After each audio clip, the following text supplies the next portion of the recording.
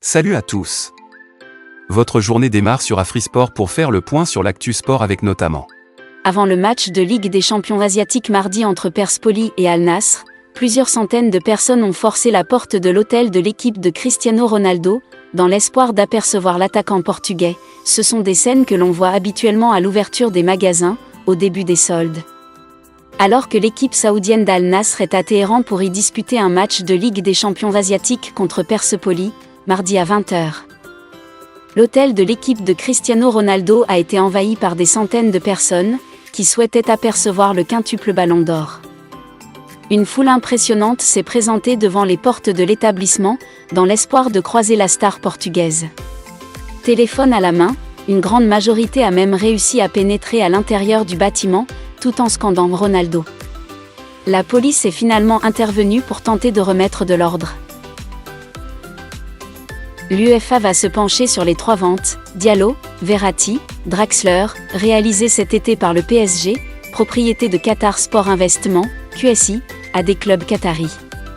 Si l'instance européenne estime que l'acheteur et le vendeur sont des parties liées, le Paris Saint-Germain pourrait être sanctionné. Encore faut-il le prouver.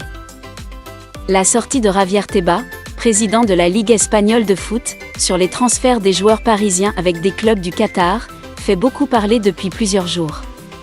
Une déclaration, ils nous prennent pour des cons, loin d'être anodine sur un sujet qui passionne le patron de la Liga, le PSG. Cet été, le club de la capitale a réalisé plusieurs transactions avec des clubs qataris. Abdou Diallo a quitté le navire parisien pour signer à Al Arabi, contre environ 15 millions d'euros, même club que Marco Verratti, pour 45 millions d'euros.